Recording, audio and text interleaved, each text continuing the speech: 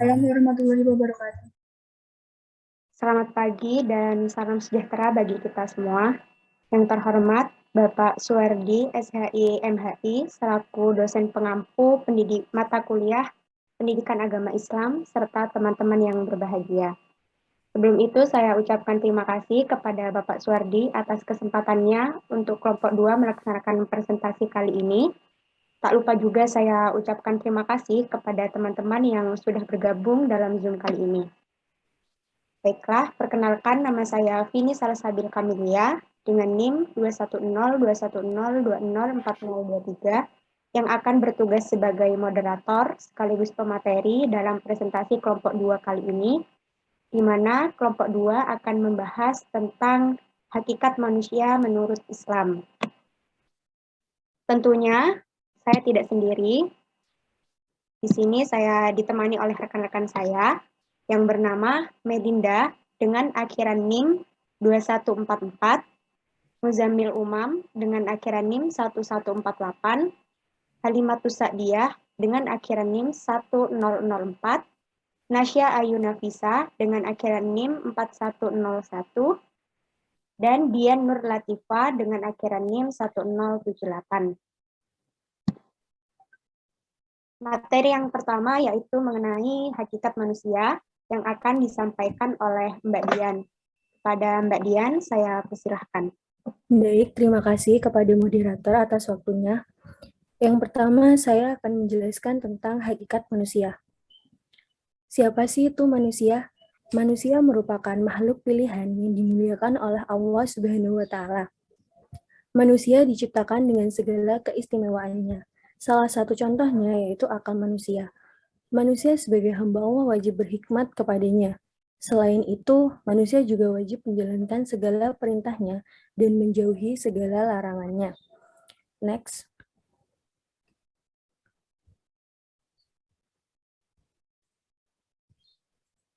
Secara terminologis, ungkapan yang dipergunakan Al-Quran untuk menunjukkan konsep manusia dapat dibedakan menjadi 3 macam. Yang pertama, al-insan, al-ins, unas, al-nas, an-nasi, dan insi. Yang kedua, ada al-bashar, dan yang ketiga, ada Banu Adam dan Zuriat Adam. Next. Yang pertama, al-insan. Secara umum, kata insan berarti manusia. Secara morfologis, asal kata al-insan ini diperselisihkan. Segolongan bahasa Arab berpendapat bahwa kata al-insan berasal dari kata nasiyansa yang berarti lupa, dan pendapat lain menyatakan bahwa asal kata al-insan adalah insian, yang berarti sesuatu yang tampak dan jinak. Next. Baik, sekian yang dapat saya sampaikan. Saya kembalikan kepada moderator. Terima kasih. Baik, terima kasih kepada Mbak Dian atas penjelasannya. Kemudian yang selanjutnya akan dijelaskan oleh Mas Umam. Kepada Mas Umam, waktu dan tempat saya persilahkan. Terima kasih moderator. Secara etimologi, kata insan mengandung konsep manusia sebagai makhluk yang memiliki keramahan dan kemampuan mengetahui yang sangat tinggi. Dalam ungkapan lain, manusia merupakan makhluk kultural dan sosial. Apa sih makhluk kultural dan sosial itu? Manusia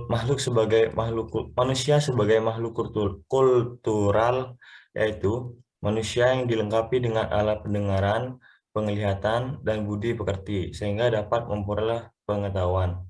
Manusia sebagai makhluk sosial, yaitu adanya suku yang beragam dimaksudkan agar mereka saling membantu dalam kebaikan. Next.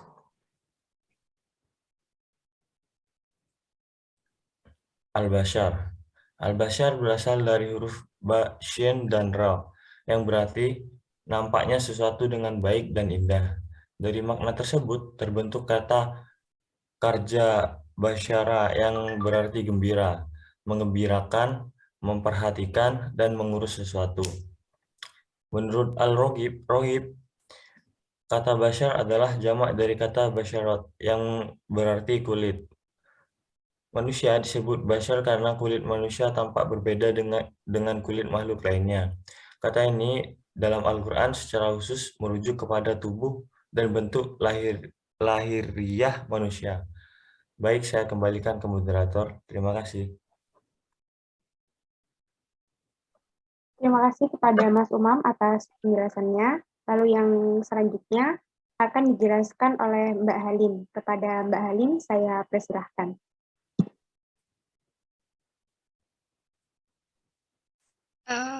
Baik, terima kasih atas kesempatannya, moderator. Di sini saya akan melanjutkan pemaparan materi dari rekan-rekan saya, yaitu tentang Banu Adam dan Zuriat Adam. Istilah Banu Adam dan Zuriat Adam merujuk kepada pengertian manusia karena adanya kaitan dengan nama Adam yang memberi kesan historis dalam konsep manusia, bahwa manusia berasal dari satu sumber dan satu darah, walaupun mereka tersebar dalam berbagai warna kulit, ras, dan agama. Selanjutnya yaitu tentang kedudukan dan tugas manusia. Kedudukan manusia menurut Islam terbagi menjadi dua, yaitu sebagai Abdullah dan Khalifah. Al-Quran telah menjelaskan eksistensi manusia sebagai Abdullah atau hamba Allah dalam Quran Surah Az-Zuriyat ayat 56, yang artinya, dan aku tidak menciptakan manusia melainkan supaya mereka menyembahku. Pendapat para ulama beragam dalam merumuskan makna ibadah secara istilah. Ibnu Katsir memberikan definisi ibadah dengan menunjuk sifatnya sebagai perbuatan yang menghimpun rasa kecintaan, penyerahan diri yang sempurna dan dari seorang hamba kepada Tuhan, dan rasa khawatir yang mendalam terhadap penolakan Tuhan. Lalu, Rashid Ridho juga mengemukakan bahwa ibadah adalah kesadaran jiwa akan keagungan yang tidak diketahui sumbernya. Kekuatan, hakikat, dan wujud sumber tersebut tak terjangkau oleh manusia. Lalu, selain itu, Muhammad Shalto juga mengemukakan pendapatnya bahwa ibadah adalah kesadaran akan adanya kekuasaan yang tak terbatas. Oleh karenanya, tanpa kesadaran tersebut, ibadah tidak akan terwujud. Dari beberapa pengertian tersebut, dapat diambil kesimpulan bahwa kata Abdullah mengandung pengertian ibadah dalam makna penyerahan diri manusia kepada hukum-hukum Allah yang menciptakannya. Dengan kata Abdullah, Allah Subhanahu wa Ta'ala ingin menunjukkan salah satu kedudukan manusia sebagai hamba Allah yang mengemban tugas-tugas peribadatan. Sedangkan mengenai kedudukan manusia sebagai khalifah dapat kita temukan dalam surat Al-Fatir ayat 30 yang artinya, dialah yang menjadikan kamu khalifah di muka bumi. Pengertian khalifah dilihat dari kata khalafah, yang berarti menggantikan tempat seorang sepeninggalnya. Karena itu, khalif atau khalifah berarti seorang pengganti. Dengan inilah kata khulufa dan khalaif sebagai bentuk jamak dari kata khalifah telah digunakan dalam Al-Quran. Dalam kaitannya dengan kedudukan manusia sebagai khalifah fil ard, menurut ensiklopedia Islam, bahwasanya khalifah itu berarti wakil, pengganti atau duta Tuhan di muka bumi. Pengganti Nabi Muhammad SAW dalam fungsinya sebagai kepala pemerintahan, atau seperti yang sering kita dengar bahwasanya khalifah itu ialah seorang pemimpin di atas muka bumi. Mungkin itu saja yang dapat saya sampaikan. Selanjutnya saya kembalikan kepada moderator. Terima kasih. Baik, saya ucapkan terima kasih kepada Mbak Halim atas penjelasannya. Yang kemudian tentang potensi manusia akan dijelaskan oleh Mbak Nasya. Kepada Mbak Nasya, waktu dan tempat saya persilahkan. Baik, terima kasih kepada moderator. Di sini saya akan menjelaskan tentang potensi manusia. Potensi manusia yang pertama yaitu karakteristik manusia dalam Al-Quran adalah fitrah. Kata fitrah dalam istilah Arab berarti berasal kejadian, kesucian, dan agama yang benar. Fitrah dengan arti agama yang benar atau agama Allah adalah arti yang dihubungkan dengan Al-Quran dalam Quran Surat Ar-Rum ayat 30 yang berbunyi, Bismillahirrahmanirrahim, fa'akim wajhaka lid-dini hanifah fitratallahil lati fataran nasa 'alaiha la tabdila li khalqillah Dzalika dinul qayyim walakinna aktsaran nasi la ya'lamun. Yang artinya, maka hadapkanlah wajahmu dengan lurus kepada agama Allah. Tetaplah atas fitrah Allah yang telah menciptakan manusia menurut fitrah itu. Tidak ada perubahan pada fitrah Allah, itulah agama yang lurus. Tetapi kebanyakan manusia tidak mengetahui. Sedangkan pengertian fitrah yang berarti kesucian terdapat dalam hadis yang menyebutkan bahwa semua bayi itu terlahir dalam keadaan fitrah, dalam keadaan suci, dan oleh kedua orang tuanya dijadikan sebagai pemeluk Kristen, Yahudi, dan Nasrani. Sementara fitrah dengan arti asal kejadian bersinonim dengan kata ibda dan khalq. Fitrah manusia itu dalam asal kejadiannya sebagaimana diciptakan Allah, menurut ajaran Islam adalah bebas dari noda dan dosa seperti bayi yang baru lahir dari perut ibunya. Fitrah dalam arti asal kejadian ini juga dihubungkan dengan pernyataan seluruh manusia sewaktu di alam barzah yang mengakui ketuhanan, atau menurut Erich Fromm yang dikutip oleh Dawam Roharjo, bahwa setelah manusia diciptakan, manusia mengadakan kesepakatan dengan Tuhan. Kecenderungan asli atau fitrah manusia adalah menyembah Tuhan. Ketika manusia mencari makna hidup, maka kecenderungan manusia adalah menemukan Tuhan yang Maha Esa. Next.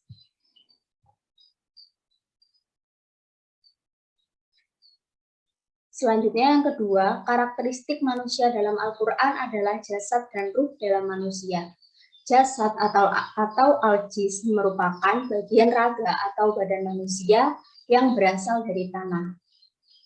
Seiring dipandang sebagai pusat kemunculan kebutuhan-kebutuhan kepuasan semata, seperti kebutuhan biologis akan minum, makan, dan kebutuhan seksual, karena esensinya seperti itu, jasad kadang dipandang rendah.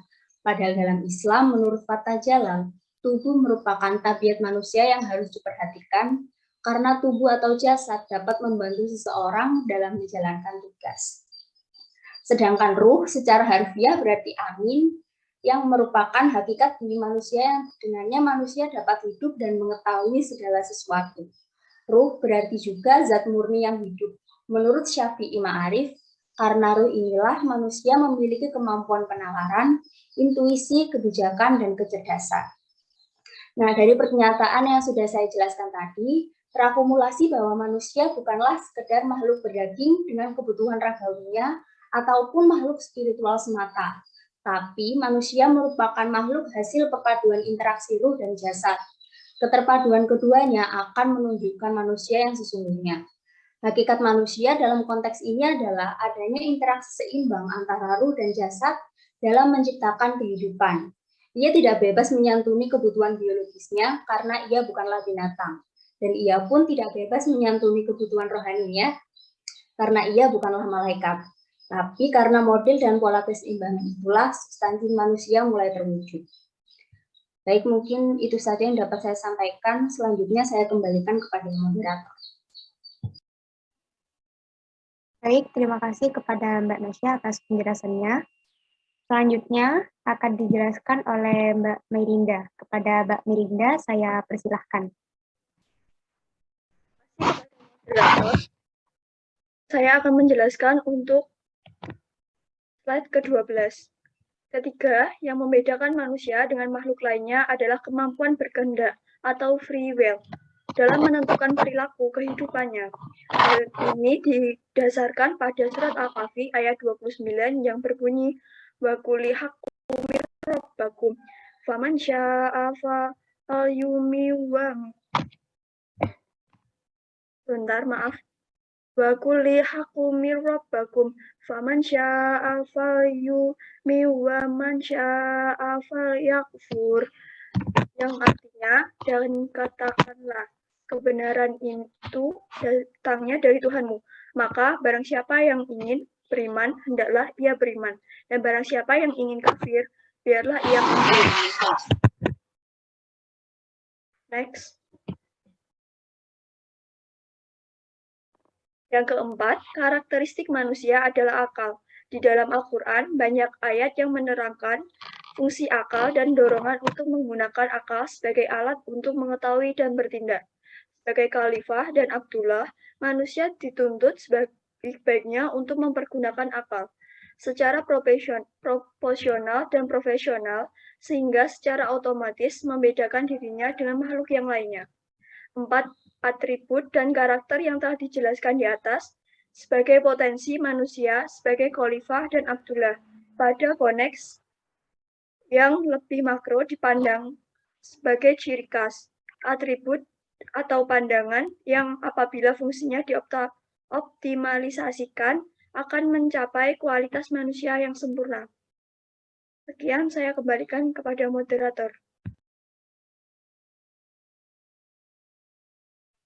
Baik, terima kasih Mbak Medinda atas penjelasannya. Kemudian yang selanjutnya, manusia merupakan makhluk sosial. Nah, manusia merupakan makhluk sosial ini artinya manusia tidak dapat hidup sendiri dan pasti membutuhkan bantuan orang lain. Allah Subhanahu wa Ta'ala ini menciptakan manusia dengan beraneka ragam, mulai dari warna kulitnya, suku bangsa yang berbeda-beda, budaya yang berbeda, bahasa yang berbeda, dan lain sebagainya. Nah, dalam Al-Quran juga sudah tertera dalam Quran Surat Al-Hujurat ayat 13 yang menjelaskan tentang kejadian manusia dalam berbagai suku bangsa dan dimanfaatkan agar mereka membentuk pergaulan hidup bersama. Bismillahirrahmanirrahim. Ya ayyuhan nasu inna khalaqnakum min dzakarin wa untha wa ja'alnakum syu'uban wa qabaila lita'arafu. Inna akramakum 'indallahi atqakum. Innallaha 'alimun khabir. Yang artinya, hai manusia, sesungguhnya kami menciptakan kamu dari seorang laki-laki dan seorang perempuan, dan menjadikan kamu berbangsa-bangsa dan bersuku-suku, supaya kamu saling mengenal. Sesungguhnya, orang yang paling mulia di antara kamu di sisi Allah, ialah orang yang paling bertakwa di antara kamu. Sesungguhnya, Allah Maha Mengetahui lagi Maha Mengenal. Nah, manusia ini diciptakan oleh Allah dengan beraneka ragam. Tujuannya yaitu supaya mereka ini memelihara kasih sayang di antara sesamanya, saling membantu dalam kebaikan supaya tidak terputus tali silaturahminya. Dan manusia ini juga diberikan tugas oleh Allah Subhanahu wa Ta'ala agar manusia ini bertakwa, taat, dan patuh kepada Allah Subhanahu wa Ta'ala sebagai penciptanya. Nah, sebagai makhluk sosial, manusia ini juga merupakan sebagai khalifah atau penguasa di atas bumi. Nah, maksud Allah menjadikan manusia sebagai khalifah di muka bumi ini yaitu untuk mengatur dan mengendalikan segala isi yang ada di dunia ini. Dan sudah tertera dalam Quran Surat Al-An'am ayat 165 yang berbunyi, Bismillahirrahmanirrahim. وهو الذي جعلكم خلائف الأرض ورفع بعضكم فوق بعض درجات ليبلوكم فيما آتاكم إن ربك سريع العقاب وإنه لغفور رحيم. Yang artinya, dan dialah yang menjadikan kamu sebagai khalifah-khalifah di bumi, dan dia mengangkat derajat sebagian kamu di atas yang lain, untuk mengujimu atas karunia yang diberikannya kepadamu. Dan sesungguhnya Tuhanmu sangat cepat memberi hukuman, dan sungguh Dia Maha Pengampun lagi Maha Penyayang. Nah, Allah menjadikan manusia sebagai khalifah di atas bumi ini karena Allah yakin Allah ini sudah memandang manusia mempunyai kemampuan untuk menunjukkan kemakmuran dan kesejahteraannya di muka bumi ini. Nah, di sisi lain, bisa saja terjadi di muka bumi ini tidak ada kemakmuran dan tidak ada kesejahteraan, terus terjadi pembunuhan, dan terjadi kacau balau. Di dunia ini juga akibat dari ulah manusia sendiri. Karena apa? Karena manusia-manusia ini mengabaikan segala amanat dari Allah Subhanahu wa Ta'ala. Dan di mana dalam Islam juga sudah diterangkan bahwa ada dua jalan, yaitu jalan bahagia dan jalan yang akan membahayakannya. Di mana jalan yang pertama ini yaitu disuruh untuk melakukan segala kebaikan seperti menjalankan perintah dari Allah Subhanahu wa taala. Dan jalan yang kedua yaitu disuruh untuk menyingkirkannya, yaitu dilarang atau jangan melakukan, yaitu meninggalkan segala larangan dari Allah Subhanahu wa taala. Jadi, manusia harus benar-benar menjalankan segala perintah Allah dan meninggalkan yang dilarangnya. Kemudian dalam Al-Quran juga mengemukakan penegasan bagaimana mewujudkan kebersamaan sebagai bagian dari hakikat manusia. Di antaranya, kewajiban berbuat baik, menghormati, dan menghargai orang lain. Sudah tertera dalam Quran Surat An-Nisa ayat 36. Yang kedua, kewajiban manusia untuk saling tolong-menolong juga sudah tertera dalam Quran Surat Al-Ma'idah ayat kedua. Yang ketiga, kewajiban manusia untuk berbuat adil juga sudah tertera dalam Quran Surat An-Nisa ayat 58 dan ayat 135. Yang keempat, kewajiban manusia untuk tidak berprasangka, mencari-cari kesalahan orang lain, saling menggunjing, dan saling mencaci maki. Itu juga sudah tertera dalam Quran Surat Al-Hujurat ayat 12. Dan yang terakhir, kewajiban manusia untuk menghargai hak hidup orang lain dengan tidak saling membunuh juga sudah tertera dalam Quran Surat Al-Ma'idah ayat kedua. Nah, dalam tatanan masyarakat ini ada perbedaan tingkat antara si kuat dengan si lemah, si kaya dengan si miskin. Nah, dalam perbedaan tingkat tersebut bukanlah suatu kesempatan untuk si kuat menganiaya si lemah dan si kaya tidak memperdulikan si miskin.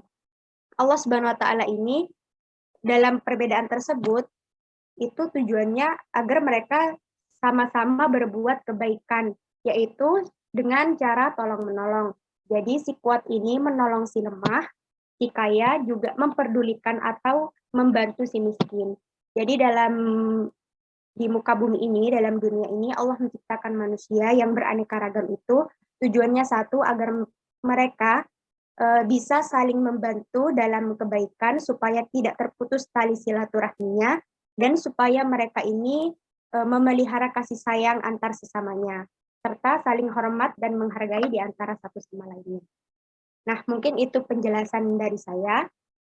Kemudian saya dan kelompok 2 ini membuka pertanyaan dengan 2 sesi. Sesi pertama 3 pertanyaan dan sesi kedua 3 pertanyaan. Bagi teman-teman yang ingin bertanya, dipersilahkan.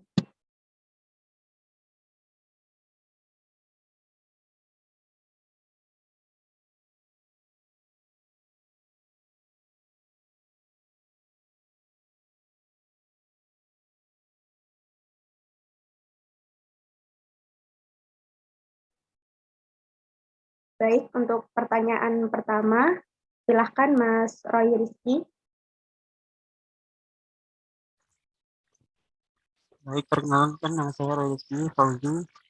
Izin bertanya, saya pernah membaca tentang manusia multidimensi di beberapa artikel hakikat manusia, namun saya kurang paham terkait penjabaran apa yang dimaksud dengan manusia makhluk multidimensi. Terima kasih.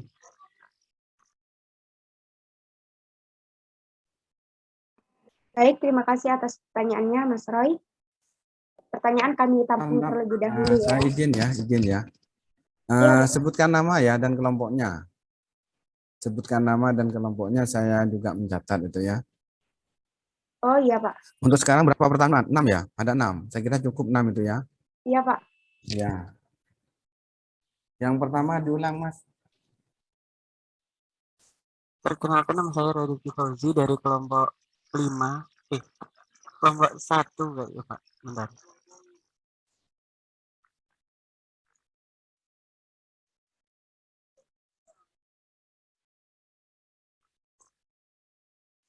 Iya, kelompok 1 Pak. Ya. Izin bertanya tentang, saya pernah membaca tentang manusia multidimensi di beberapa artikel hakikat manusia. Namun saya kurang paham terkait penjabaran apa yang dimaksud dengan manusia makhluk multidimensi. Terima kasih. Sama-sama. Baik, untuk pertanyaan selanjutnya, silakan Mas Bagus.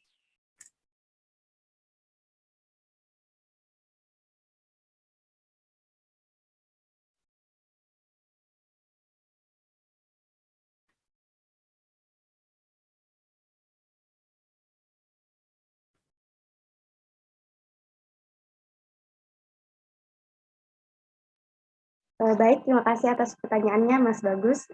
Yang selanjutnya, silakan Mbak Nadia. Ya, perkenalkan saya Nadia Putri Rahmawati, kelompok 3. Di sini saya ingin bertanya kepada kelompok Anda, itu tentang, kan tadi dijelaskan bahwa manusia sebagai Abdullah, tugasnya yaitu beribadah kepada Allah Subhanahu wa Ta'ala. Nah, sekarang ini ya, terutama sebagai orang Muslim yang orang yang beragama Islam, kan sekarang banyak banget kita lihat kayak orang-orang yang tidak melakukan kewajibannya kepada Allah Subhanahu wa Ta'ala, maksudnya tidak beribadah kepada Allah Subhanahu wa Ta'ala. Nah, itu gimana sih cara kita untuk mengingatkan mereka sebagai sesama Muslim? Bagaimana cara kita mengingatkan mereka dengan tidak menyinggung dan dengan sopan, supaya mereka ini bisa kembali ke jalan Allah, maksudnya bisa tetap menjalankan kewajibannya kepada Allah Subhanahu wa Ta'ala. Terima kasih. Baik, terima kasih atas pertanyaannya Mbak Nadia. Sementara 3 pertanyaan dulu ya Pak, kami diskusikan. Iya. Mbak Nadia, kelompok berapa ya? Saya kelompok 4, Pak, kelompok 4. Yang presentasi 2 minggu ke depan. Oh iya, yakin ya kelompok 4. Iya. Oke, ya silahkan didiskusikan dulu kelompok 2 untuk Baik, menjawab. Bapak. Iya.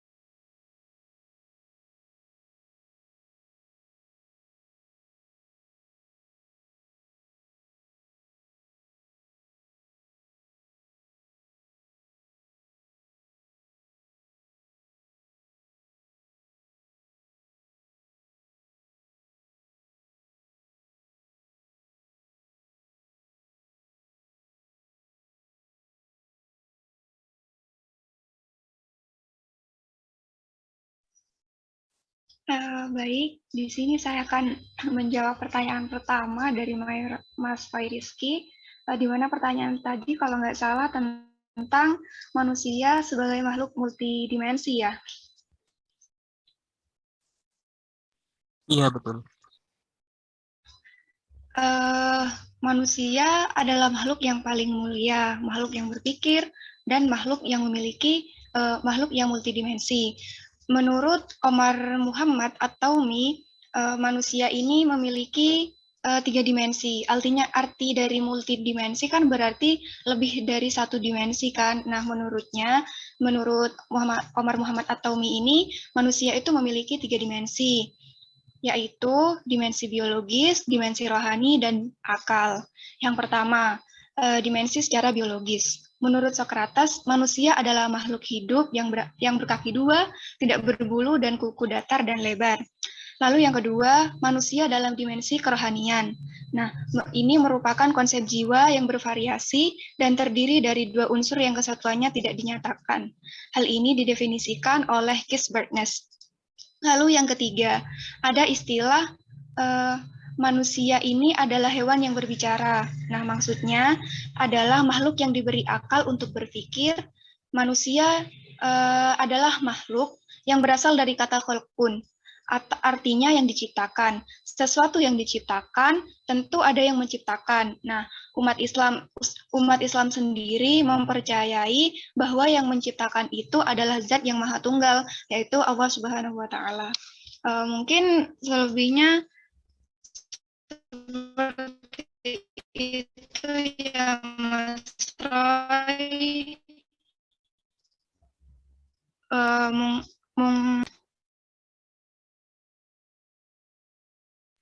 Suaranya delay, Halim.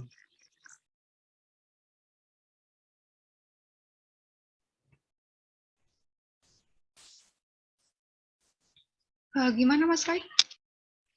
Yang terakhirnya gimana tadi? Suaranya soalnya putus-putus.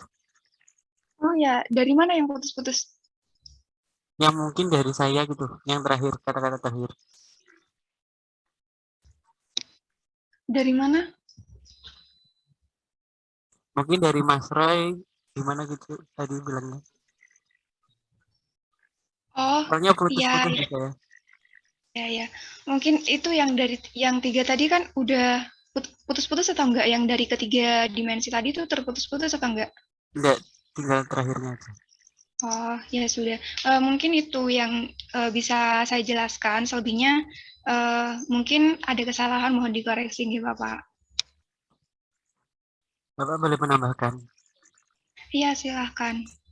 Jadi manusia sebagai makhluk multidimensi menunjukkan bahwa manusia memiliki kekayaan dimensi yang luar biasa untuk dipelajari. Kekayaan manusia dalam dimensi-dimensi menjadi kajian berbagai ilmu untuk menentukan, mengakui, merumuskan, menganalisis, dan akhirnya ilmu-ilmu berusaha untuk menyelesaikan sejumlah problematika manusia yang secara eksistensial merupakan makhluk problematika atau makhluk penuh persoalan dan masalah.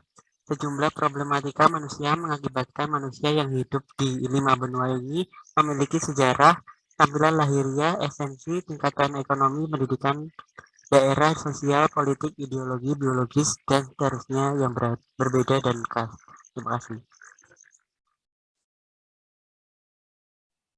Baik, saya ucapkan terima kasih kepada Mas Roy atas tambahan jawabannya. Untuk pertanyaan selanjutnya, tadi dari Mas Bagus mungkin akan disampaikan oleh Mbak Nasya. Baik, di sini saya akan menjawab pertanyaan dari Mas Bagus. Tadi kalau nggak salah pertanyaannya, apa tujuan Allah menciptakan manusia dan bagaimana cara kita mendekatkan diri kepada Allah? Seperti itu.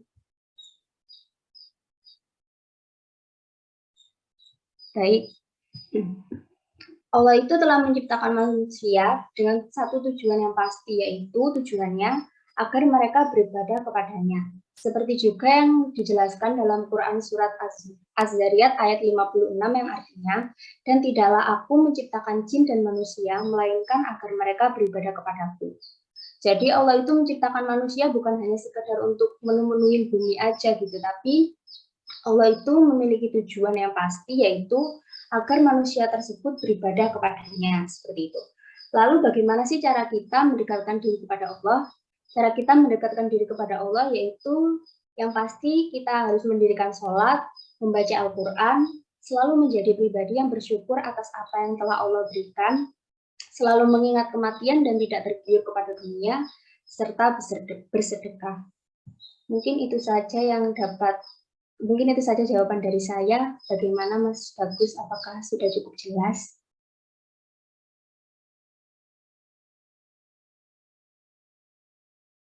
Sama-sama.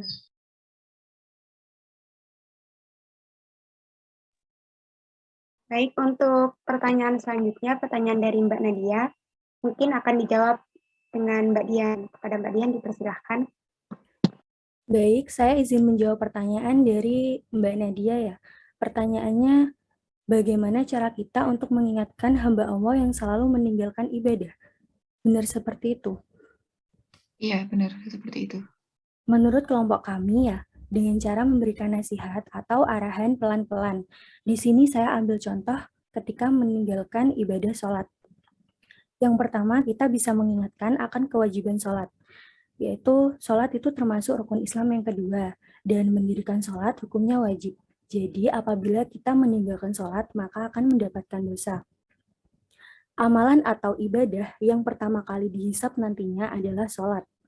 Yang kedua, memberitahu tentang keutamaan mengerjakan sholat, seperti mengerjakan sholat 5 waktu akan menjadi penghapus dosa, dan Allah akan mengangkat derajat hambanya yang mendirikan sholat. Yang ketiga, memberitahu balasan yang didapatkan ketika kita melalaikan sholat, yang dapat diperkuat dengan dalil dari Al-Quran maupun hadis, seperti yang terdapat dalam surat Al-Ma'un ayat 4 dan 5 yang berbunyi, Fawailul lil musallin, maka celakalah orang yang sholat. Alladzina hum an sholatihim sahun, yaitu orang-orang yang lalai terhadap sholatnya. Dan terdapat juga hadis riwayat Abu Naim, Rasulullah Shallallahu Alaihi Wasallam bersabda, barang siapa yang meninggalkan sholat secara sengaja, maka Allah akan menulis namanya di pintu neraka dalam daftar orang-orang yang akan memasukinya. Nah, dari situ sudah jelas bahwa apabila meninggalkan sholat termasuk dosa besar dan sudah pasti masuk neraka. Insya Allah, dengan penjelasan seperti itu akan membuat hati mereka yang melalaikan sholat atau ibadah lainnya bisa terketuk. Sekian yang dapat saya sampaikan. Saya kembalikan kepada moderator. Terima kasih. Bagaimana Mbak Nadia atas jawaban dari Mbak Dian? Apakah ada feedback? Oh ya, sudah cukup, sudah bisa dipahami. Terima kasih. Baik, terima kasih. Kemudian untuk pertanyaan selanjutnya, silahkan Mbak Badi. Iya, perkenalkan, apakah suara saya sudah masuk? Sudah terdengar. Iya, perkenalkan, nama saya Badi Atuduroh, saya dari kelompok 1. Di sini saya akan bertanya, menurut kelompok 2, bagaimana realita kemanusiaan pada saat ini? Apakah sudah sesuai dengan hakikatnya? Terima kasih. Baik, terima kasih atas pertanyaannya Mbak Badi. Pertanyaan saya tampung terlebih dahulu ya. Kemudian pertanyaan selanjutnya silakan Mbak Nurul Zulaika. Terima kasih atas kesempatannya. Sebelumnya perkenalkan, nama saya Nurul Zulaika dengan NIM akhiran 2145. Di sini saya ingin bertanya dari kelompok sebelumnya saya dari kelompok 5. Di sini saya ingin bertanya, dalam istilah Banu Adam dan Zuriat Adam merujuk kepada pengertian manusia karena adanya kaitan dengan Adam yang memberikan kesan historis dalam konsep manusia. Pertanyaan saya, apa perbedaan Banu Adam dan Zuriat Adam? Kemudian seperti apa contoh dari masing-masing penjelasan tersebut? Apakah pertanyaan saya sudah jelas? Ya, sudah bisa dipahami. Pertanyaannya saya tampung terlebih dahulu nih, Mbak. Selanjutnya, boleh Mbak Galuh. Baik, terima kasih moderator atas kesempatannya. Perkenalkan, nama saya Galuh Rama Ikawati dengan akhiran NIM 2063 dari kelompok 4. Izin bertanya, pada hakikat umat Islam, manusia kan dibekali akal oleh Allah Subhanahu wa Ta'ala. Dengan demikian bisa dijadikan pembeda dari makhluk Allah yang lainnya. Maka dari itu kita wajib untuk mengamalkan ilmu sebagai pendekatan diri kepada Allah. Jika ada manusia yang menggunakan ilmu selain ilmu Allah, apakah manusia tersebut bisa dikatakan tidak bermartabat lagi? Mungkin bisa dijelaskan. Sekian, terima kasih. Baik, terima kasih atas pertanyaannya. Pertanyaan kami tampung terlebih dahulu dan izinkan kami untuk berdiskusi sebentar. Maaf Bapak, saya Rizky dari kelompok 5 tadi, salah.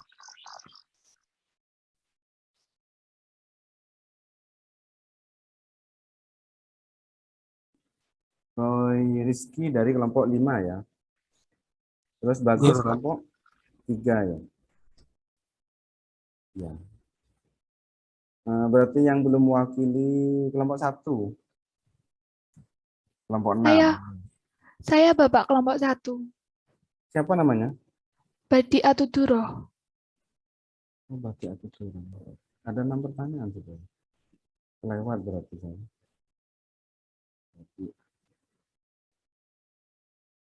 Pertanyaannya apa, Pak? Tadi pertanyaannya, bagaimana realita kemanusiaan pada saat ini? Apakah sudah sesuai dengan hakikatnya? Seperti itu, Bapak.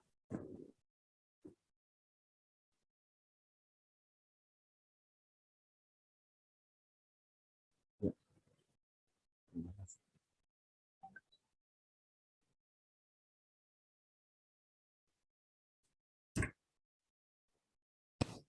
Permisi, saya akan menjawab pertanyaan dari Mbak Badi. Gimana pertanyaannya? Bagaimana realita kemanusiaan pada saat ini? Apakah sudah sesuai dengan hakikatnya? Dari apa yang saya ketahui, hakikat manusia dengan realitanya saat ini memang sudah nyata memang, karena manusia merupakan makhluk sosial, sebagaimana yang sudah saya jelaskan tadi. Manusia ini tidak bisa hidup sendiri tanpa bantuan orang lain. Dan manusia ini juga merupakan makhluk yang paling dimuliakan oleh Allah Subhanahu wa Ta'ala, karena Allah memberikan akal pikiran untuk manusia berpikir, dan sesama manusia pastinya kita harus saling tolong-menolong, maupun bukan dalam hanya agama Islam saja. Tapi dengan agama yang lain, walaupun kita berbeda agama, kita harus saling tolong-menolong dalam hal kebaikan, supaya tali persaudaraan kita ini tidak terputus. Dan kita juga sebagai umat Islam, manusia ini juga ditugaskan untuk memelihara kasih sayang di antara sesamanya. Jadi hakikat manusia dengan realita yang ada pada saat ini, menurut saya sudah berjalan dengan semestinya karena manusia ini tidak bisa hidup sendiri dan pasti membutuhkan bantuan orang lain. Jadi antara manusia satu dengan manusia yang lainnya saling berkaitan seperti itu. Apakah bisa diterima dan apakah ada feedback? Baik, terima kasih Mbak Vini atas jawabannya. Sudah bisa dipahami. Baik, terima kasih.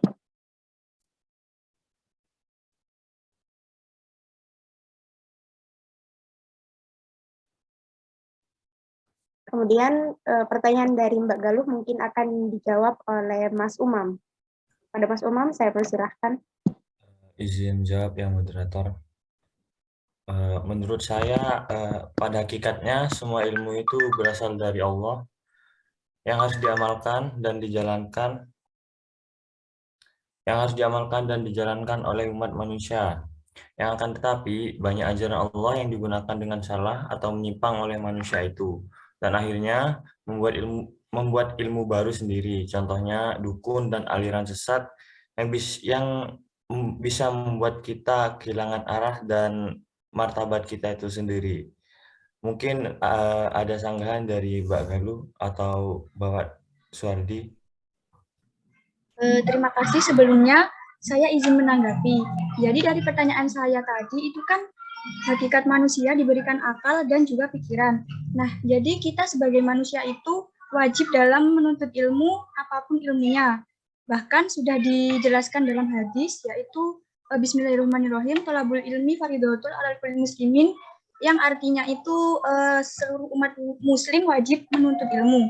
Nah, dari hadis tersebut mungkin teman-teman banyak yang sudah tahu, maka umat Islam itu sangat dikatakan sebagai umat yang wajib dalam menuntut ilmu atau berjihad kepada Allah dengan cara menuntut ilmu. Jadi singkatnya dari pertanyaan saya tadi itu, jika ada seseorang yang menuntut ilmu melalui membaca buku, namun bukunya itu termasuk ke dalam buku contohnya filsafat. Nah, buku filsafat itu kan merupakan buku ilmu pengetahuan yang tidak melibatkan Tuhan Yang Maha Esa sama sekali. Bahkan untuk menjawab proses terbentuknya alam semesta pun kita dilarang untuk mengaitkan kepada Tuhan.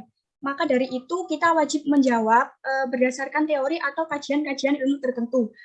Dengan demikian, penjelasan dari buku-buku itu kan termasuk ke dalam ilmu. Nah, jadi sebagai umat Islam, kita kan berjihad melalui ilmu, mungkin bisa dengan membaca seperti itu. Lalu, seseorang tersebut apakah masih bisa dikatakan sebagai manusia yang tidak bermartabat kepada Allah karena bertolak belakang antara niat untuk menuntut ilmu dengan cara memperoleh ilmunya. Mungkin itu bisa dijelaskan lebih rinci. Terima kasih.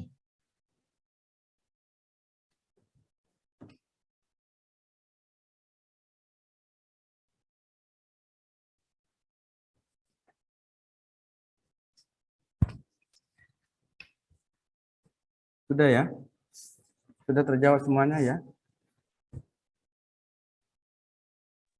Ada satu pertanyaan, Pak, yang Mas belum tanya.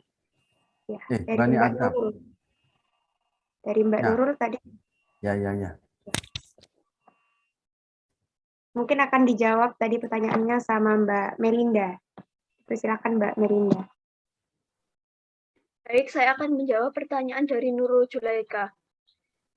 Sebenarnya, Banu Adam dan Zuriat ini sebenarnya memiliki pengertian yang sama, di mana Banu Adam artinya anak Adam, sedangkan Zuriat Adam artinya keturunan Adam, di mana manusia ini Adam karena dia menunjukkan asal-usul yang bermula dari Nabi Adam, sehingga dia tahu dan sadar akan jati dirinya. Penggunaan istilah Bani Adam menunjukkan bahwa manusia bukan hasil dari evolusi manusia sejenis kera. Baik, itu yang dapat saya sampaikan. Apabila ada kesalahan, mohon maaf dan mohon dibenarkan, dikoreksi Bapak. Terima kasih atas pertanyaan Mbak Nurul Zulaika. Apa ada feedback? Sudah jelas, terima kasih. Baik, di sini saya mau menanggapi yang dari Mbak Galuh barusan ya. Nah, gimana kalau manusianya itu belajarnya itu ilmu pengetahuan, bukan tentang yang tentang berketuhanan gitu ya. Nah, sebenarnya dalam adab mencari ilmu itu yang pertama itu ada di dalam Nadom kitab Tarbiyatus Sibyan yang berbunyi wama ilaihi taja amruddini ta'allaman awalan ikhwani. Yang dibutuhkan agama itu didahulukan, dari ilmu lain jangan dilalaikan. Jadi kita boleh menuntut ilmu, tapi yang diutamakan itu adalah ilmu agama. Tetapi ilmu yang lain itu juga jangan dilalaikan, seperti ilmu pengetahuan, baik itu ilmu ekonomi, ilmu IPA, dan yang lain sebagainya. Lalu, nazam selanjutnya yaitu ta'allaman musahhil ibadah wa muslihal qulubi wal aqidah. Jadi yang pertama belajar ilmu fikih, ilmu akhlak, ilmu tauhid. Jadi adab dalam mencari ilmu di dalam Islam itu ada urutannya. Jadi yang pertama itu belajar ilmu fikih, kedua ilmu akhlak, dan yang terakhir ilmu tauhid. Baru setelah itu ilmu-ilmu duniawi, anggaplah seperti itu. Mungkin itu yang dapat saya sampaikan. Mungkin ada tanggapan atau unggahan. Terima kasih atas penjelasannya. Baik, terima kasih kepada teman-teman yang sudah memberikan pertanyaan kepada kelompok 2 ini. Dan mohon maaf apabila kami dari kelompok 2 saat menjawab pertanyaan masih ada kekurangan atau salah kata. Sekian dari kelompok 2. Saya selaku moderator menutup presentasi kali ini. Kurang lebihnya mohon maaf. Saya akhiri. Wassalamualaikum warahmatullahi wabarakatuh.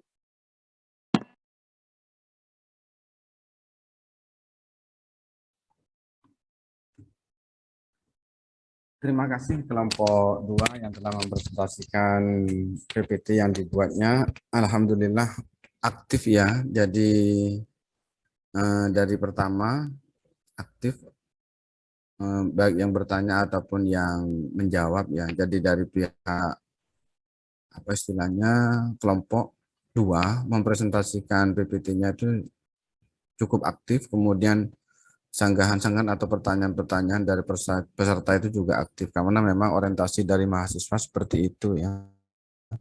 Jadi menyampaikan apa yang sudah diketahui karena itu bukan persoalan yang mudah. Kalau tidak biasa itu kan kadang-kadang pinter itu atau pemahaman itu hanya kita miliki sendiri, kemudian sulit untuk menyampaikan kepada orang lain. Padahal estafet keilmuan itu kan harus terjadi karena saya ini adalah anak muda tahun 2000 ya. Ya ketika tahun 2000 saya anak muda karena masih kuliah semester 1 itu ya. Tapi ketika sekarang kan sudah tidak muda lagi.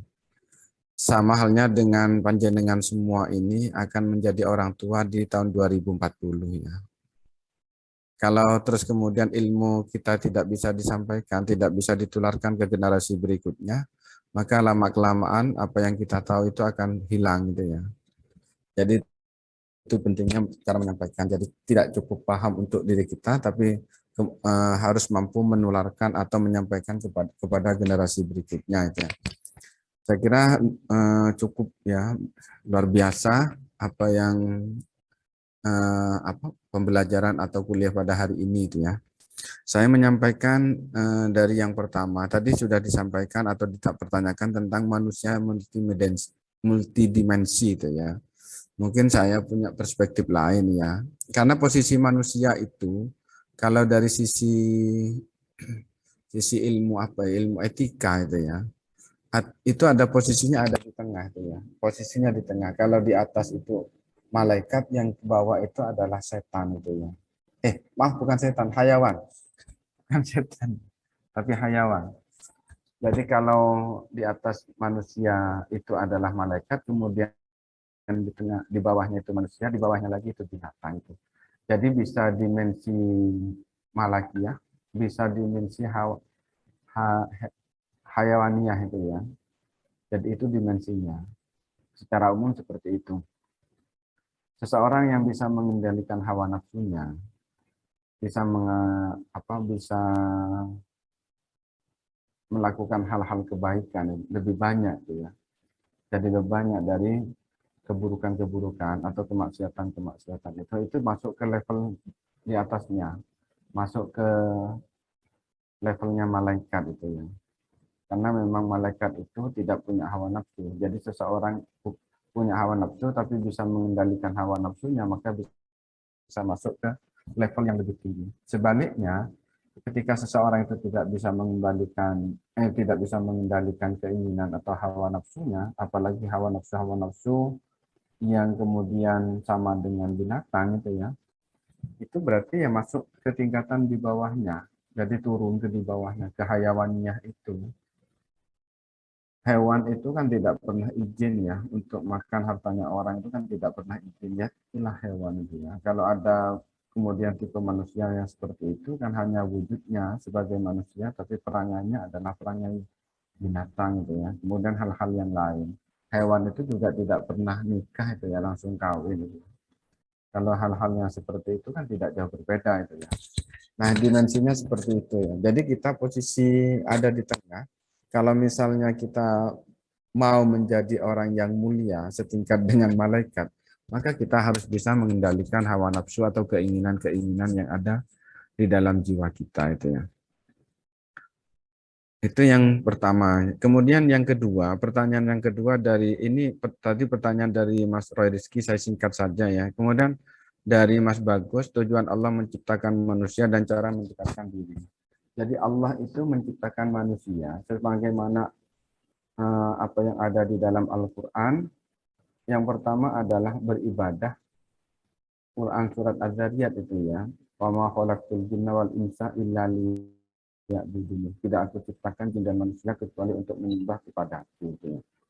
Ini tugas yang pertama, tujuan yang pertama menyembah itu ya, menyembah apa istilahnya menyembah Allah. Kenapa kok menyembah? Bukan untuk siapa-siapa, tapi untuk diri kita sendiri itu ya.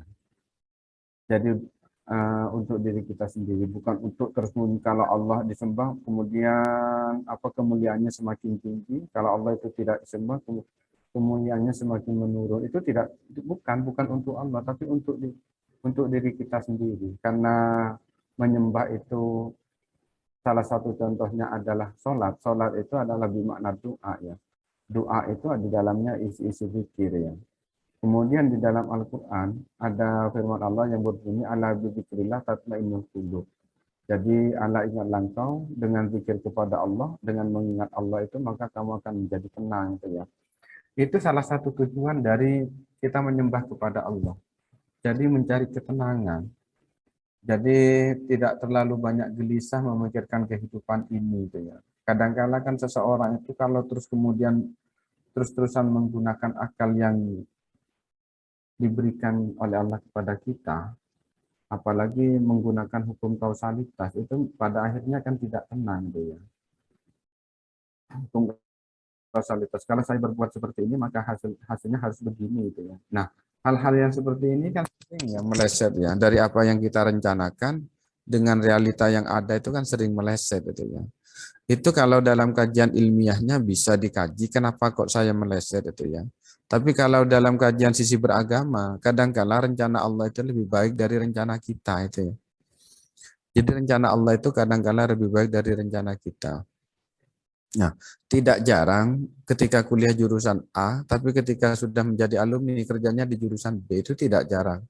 Banyak sekali. Makanya saya tekankan lagi, kuliah PAI itu adalah bukan hanya siap pakai, tapi untuk menyiapkan mental ya. Jadi siap mental. Karena kadang-kala apa yang kita usahakan itu hasilnya jauh dari apa yang kita rencanakan.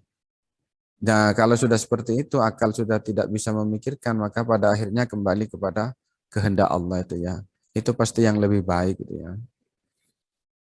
Nah, itu tujuan dari manusia sebagai hamba itu ya. Jadi tujuan manusia sebagai hamba menyembah bukan untuk siapa-siapa menyembah itu, tapi untuk diri kita sendiri. Karena menyembah itu isinya adalah zikir. Sementara zikir di dalam Al-Quran itu adalah salah satu media atau wasilah untuk mencari ketenangan. Jadi dengan berzikir maka hatinya akan menjadi tenang. Yang paling penting itu adalah hati ya. Yang paling penting itu hati kita itu. Kalau hati kita maka raga kita itu akan menjadi tenang ya. Karena fisik ini menjadi apa istilah pelaksana saja. Jadi yang menggerakkan itu adalah hati. Kalau orang itu gelisah, maka raga ini menjadi capek juga mau melakukan apa itu ya. Mau mengerjakan apa itu capek juga karena kalau hatinya orang itu gelisah itu ya. Makanya agar tidak gelisah, agar sering tenang itu yaitu beribadah yang di dalamnya isi zikir-zikir, karena dengan zikir bisa menenangkan jiwa itu ya. Kemudian yang kedua, manusia itu sebagai khalifah tujuannya ya, untuk melestarikan kehidupan ini. Yang baik itu ya dipertahankan pada posisi baiknya atau ditingkatkan kebaikannya itu, yang tidak baik ya harus dijadikan baik itu ya. Jangan malah dibalik, yang tidak baik itu justru diperburuk. Yang baik itu dikurangi kebaikannya itu ya, atau bahkan menjadi buruk itu ya. Minimal kondisi semula itu tidak berubah. Yang baik tetap baik, yang buruk tidak tambah buruk itu ya. Itu minimal. Artinya kita sudah dalam posisi tidak melakukan apa-apa itu. Itu baik. Kalau terus kemudian bisa merubah yang tidak baik menjadi baik, itu adalah bermanfaat ya. Yang baik menjadi lebih baik itu bermanfaat. Kita punya posisi lebih bermanfaat, artinya bisa merubah suasana yang semula tidak baik menjadi baik, kemudian yang baik lebih meningkat kebaikannya. Itu kan berarti kita bermanfaat. Kalau hanya diam saja berarti kondisi semula itu stagnan, ada di posisi itu saja. Yang tidak baik ya yang tidak baik atau yang buruk itu tidak bertambah buruk, kemudian yang baik itu tidak menambah kebaikannya. Berarti kan kita hanya posisinya stagnan, diam itu ya. Nah, itu kapasitas manusia sebagai khalifah. Manusia sebagai khalifah itu ya, sebagai orang yang melestarikan kehidupan di bumi ini itu ya. Itu tugas yang kedua itu ya. Bagaimana caranya? Yaitu harus menyeimbangkan antara kepentingan pribadi dengan kepentingan umum itu ya. Agar kemudian apa yang kita rencanakan itu tidak memperburuk suasana itu ya. Lagi-lagi kembali kepada kesiapan seseorang untuk menahan keinginannya itu ya, atau menghawan hawa nafsunya itu. Kemudian yang berikutnya adalah tidak beribadah. Kemudian cara mengingatkan agar kembali kepada jalan Allah. Oh ya. Kemudian ini masih dari Mas Bagus, cara mendekatkan diri kepada Allah itu ya. Cara mendekatkan diri kepada Allah itu ya di samping rutinitas yang sudah ada, seperti sholat 5 waktu itu kan rutinitas keseharian yang sudah ada. Kalau seseorang meninggalkan sholat, terus kemudian merasa tidak nyaman dengan meninggalkan itu, merasa tidak nyaman, ada kegelisahan, misalnya sholat duhur dan lupa sholat duhur itu tidak dilaksanakan, entah tertidur atau yang lain itu ya. Terus kemudian seseorang itu gelisah, berarti indikasinya orang ini dekat dengan Allah, sangat dekat sekali. Karena melakukan kesalahan kepada Allah itu merasa tidak nyaman itu ya. Kalau sudah tidak merasakan apa-apa, maka indikasinya atau tanda-tandanya orang ini sudah jauh dari Allah. Karena melakukan kesalahan sudah merasa tidak bersalah itu ya. Itu adalah indikasi. Jadi bagaimana? Maka kita paling tidak minimalnya kalau yang wajib menjaga sholat 5 waktu, kemudian melaksanakan perintah-perintah yang lain seperti puasa yang insya Allah 2 minggu lagi akan dilaksanakan. Itu ya, itu caranya untuk mendekatkan diri. Kalau ingin yang spesial, ya harus ditambah dengan sholat sunnahnya. Sholat qabliyah, sholat ba'diyah itu kan untuk spesial ya. Untuk yang super spesial ditambah dengan tahajud, ditambah dengan sholat duha, ditambah dengan ngajinya itu ya. Saya kira itu saja cara-cara untuk kemudian kita mendekatkan diri kepada Allah itu ya. Apalagi sampai orang itu rajin bersedekah. Kalau tidak bersedekah merasa tidak nyaman itu adalah luar biasa itu ya. Kalau ini kebaikan ya, melakukan kebaikan, ketika kebaikan itu ditinggal sudah merasa tidak nyaman, padahal itu tidak wajib, itu adalah indikasi orang-orang yang luar biasa itu ya. Jadi sudah lebih memperhatikan orang lain daripada hanya sekedar menumpuk harta itu ya. Kemudian yang berikutnya, ketika ada teman tidak beribadah itu ya, atau tidak melaksanakan perintah-perintah Allah, kita kembali kepada hadis Rasulullah ya, hadis Nabi. Man ra'a mungkaran falyughayyir biyadihi. Fa illam yastati fa bilisanihi, fa illam yastati fa biqalbihi. Jadi ketika ada seseorang atau kita-kita ini tidak bisa melihat kemungkaran atau melihat hal-hal kemungkaran itu begini. Ada orang melakukan kemungkaran, jadi melakukan kemungkaran. Ada orang itu tidak melaksanakan kewajiban, itu kan juga kemungkaran itu ya. Sebentar saya mau cas laptopnya ya. Laptop saya nanti malah nggak ketemu, habis baterainya.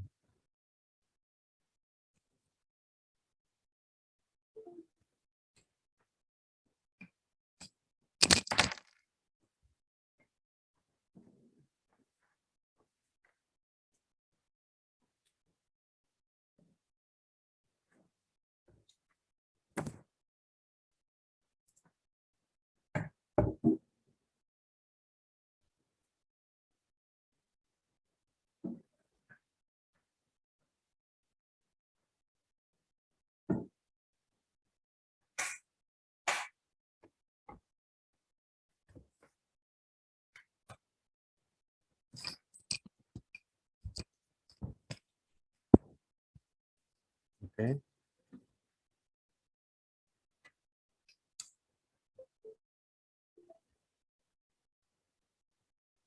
Jadi ketika kita melihat kemungkaran, maka langkah yang pertama itu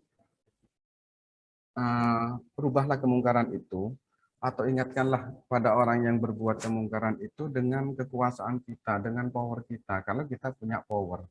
Dalam artian ketika orang diingatkan itu, dia tidak marah dan tidak berakibat buruk kepada kita.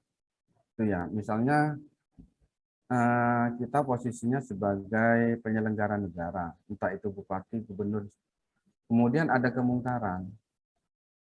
Kita kan bisa menggunakan power itu, bisa menggunakan kekuasaan itu untuk menyetop kemungkaran yang ada itu ya. Dan itu tidak akan berakibat buruk kepada kita karena kita dilindungi oleh aparat yang lain. Itu ya. Maka bisa menggunakan itu. Kalau tidak bisa, maka menggunakan tindakan persuasif, disampaikan secara lisan itu ya. Terus kemudian diajak baik-baik gitu ya. Itu cara persuasif. Kalau kita tidak punya power, kita tidak punya kekuasaan ya. Tapi harus lihat momen yang sekiranya itu tidak marah gitu ya. Kalau misalnya orang ini suka marah-marah, yang melanggar itu, yang melakukan larangan suka marah-marah itu ya. Terus kemudian ada potensi atau ada kemungkinan akan berakibat buruk kepada kita, minimalnya hati kita itu tidak suka pada perbuatan orang tersebut. Jadi secara batin kita tidak mendukung pada perbuatan tersebut. Dohirnya juga seperti itu. Dohirnya kita menjauh dari orang tersebut. Artinya bukan tidak mau berteman, tapi dari perbuatan-perbuatan buruknya itu kita hindari. Itu adalah cara-cara untuk mengingatkan agar kita tidak marah. Terus kemudian bagaimana ketika diingatkan orang ini tidak mengikuti apa yang saran dari kita? Kewajiban kita itu hanya menyampaikan bahwa yang ini baik, yang ini tidak baik gitu ya. Itu saja. Jadi persoalan nanti mereka ikut atau tidak itu bukan urusan kita. Karena tugas kita sudah selesai. Menyampaikan dan menjelaskan bahwa yang baik yang mana, yang tidak baik juga yang mana. Itu ya. Rasulullah itu tugasnya menyampaikan. Kalau nanti misalnya dia mendapat hidayah atau tidak, itu urusannya Allah. Jadi urusannya Allah memberikan hidayat, memberikan petunjuk kepada hambanya itu ya. Urusan kita menyampaikan bahwa ini baik, ini yang tidak baik, kamu harus sholat karena sholat itu wajib itu ya. Kemudian orang ini tetap tidak sholat, kita sudah cukup dengan seperti itu. Cuman mengingatkan itu bisa berkali-kali, butuh kesabaran ya. Tapi lagi-lagi lihat kondisi yang sekiranya tidak berpotensi buruk kepada kita itu ya. Itu ya. Kemudian yang berikutnya, Bani Adam dan Zuri Adam saya kira sudah dijawab tadi ya. Ini dua kata yang berbeda cuman maknanya sama. Yang dimaksudkan adalah sama-sama keluarga. Kita satu darah kalau ditarik ke darahnya Nabi Adam ya. kita bersaudara kalau ditarik ke bapak yang satu, yaitu Bapak Adam. Bani Adam itu kan makna dari manusia. Kalau dzurriyyah itu kan keluarga. Tapi kalau biasanya dzurriyyah itu dimaknai kan keluarga-keluarga itu. Ya, manusia yang ada di dunia ini kan masih satu keluarga kalau ditarik dari Nabi Adam, ya. Nah, kemudian yang nomor 5, ada seseorang yang mengumpulkan ilmu tapi bukan ilmunya Allah itu ya. Semua ilmu itu datangnya dari Allah. Jadi semua yang terjadi di dunia ini itu tidak bisa lepas dari kehendak dan kekuasaan Allah itu ya. Apapun yang terjadi itu ya. Cuman kan kita diberi pemilihan, dianugerahi akal, dianugerahi hati nurani itu ya. Dianugerahi akal dan hati nurani untuk bisa memilih mana yang baik dan mana yang tidak baik. Jadi seperti itu. Kalau hanya sekedar untuk pengetahuan itu tidak masalah. Jadi tidak ada persoalan. Yang tidak boleh kan ketika diamalkan atau dilakukan, terus kemudian pengetahuan yang diamalkan itu berakibat buruk kepada orang lain, itu yang tidak diperbolehkan ya. Kalau pengetahuan itu tidak semuanya yang terjadi itu adalah atas kehendak Allah. Jadi dalam pengamalannya harus dipilah dan dipilih mana yang bermanfaat untuk orang lain dan mana yang tidak bermanfaat. Yang bermanfaat itu diamalkan, terus kemudian yang tidak bermanfaat itu ditinggalkan. Itu sekedar wawasan saja. Ya sama lah di dalam negara itu kan para prajurit itu kan diberitahu tentang ilmunya ngebom gitu ya. Ngebom yang tepat sasaran itu yang mana. Ini baik gitu. Tapi kalau pelaksanaannya, penggunaannya kan menunggu waktu.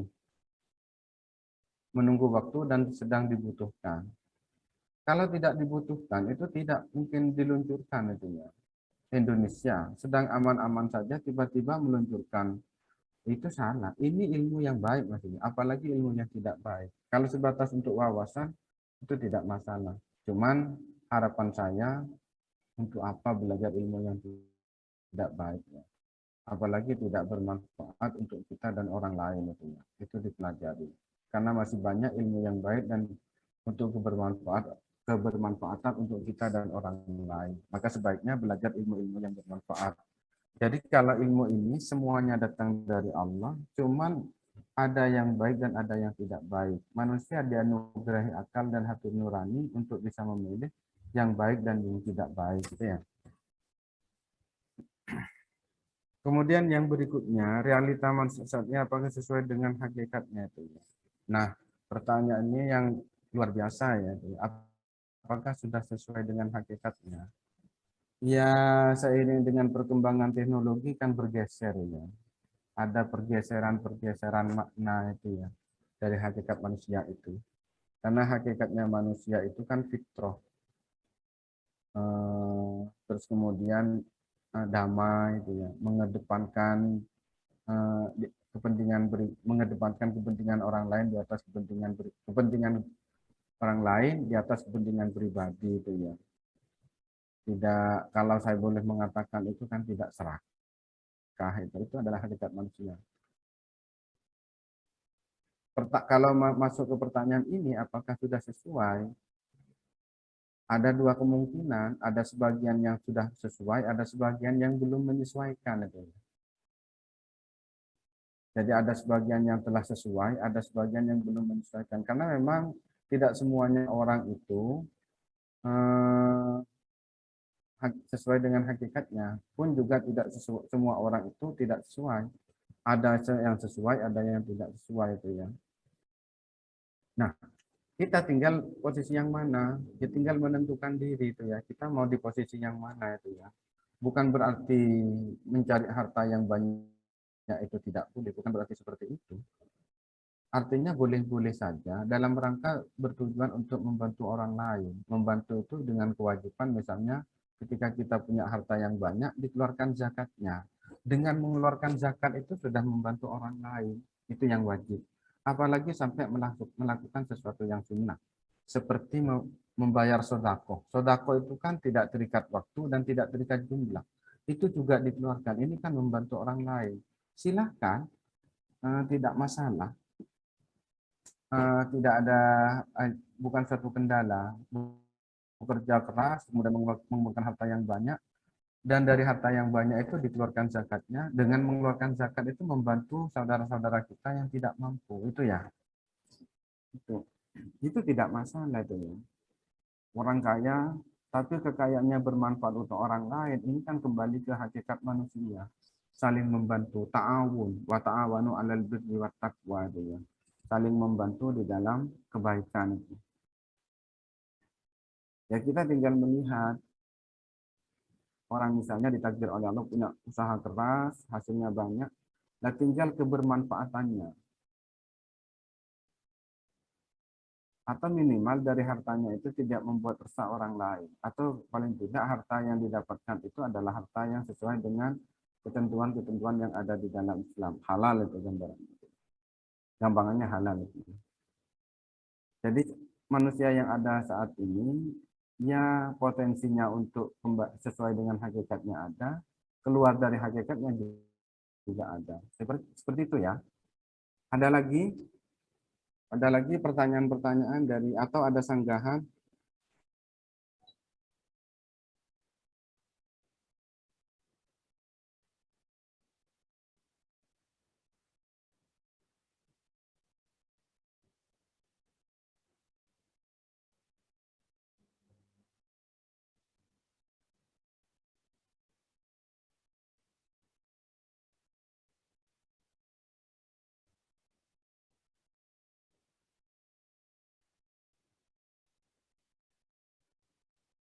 Kalau tidak ada cukup ya. 10 menit lagi, ini setengah 11 sudah. Kalau tidak ada, saya kira cukup ya. Teman-teman jangan lupa isi presensi.